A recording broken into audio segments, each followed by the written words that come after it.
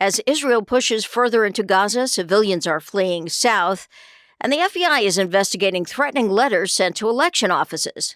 Good morning, I'm Louise Scavone from NPR News, and here are today's top stories. Secretary of State Antony Blinken says more must be done to save lives and move aid into war-torn Gaza.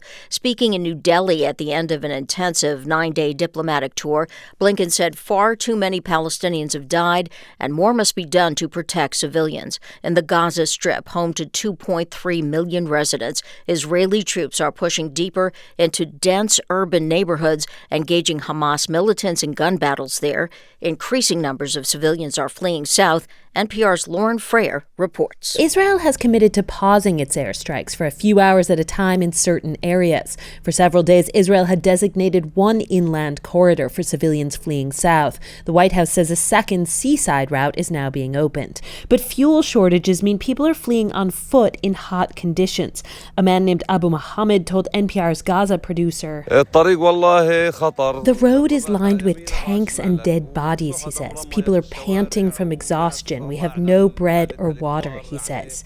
The United Nations says some people have to walk this route for 12 miles. The UN Special Rapporteur on the Palestinian territories calls these stop-and-go attacks, quote, cynical and cruel.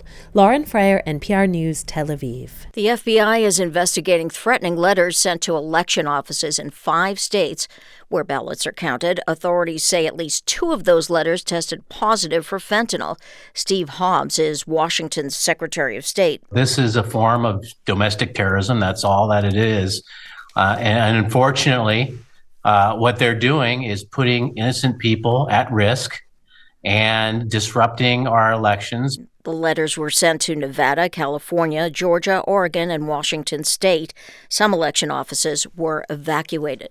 Aviation experts are telling Congress there's reason to be concerned about a series of close calls on airport runways this year, even as airlines, lawmakers, and regulators look for ways to improve technology and communications.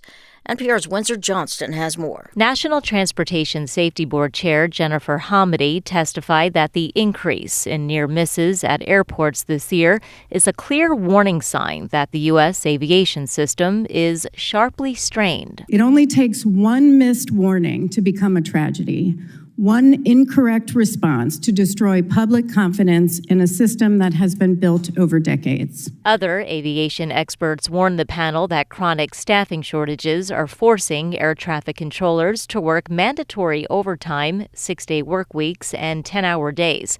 The NTSB has opened 7 investigations into near-miss incidents on airport runways since January.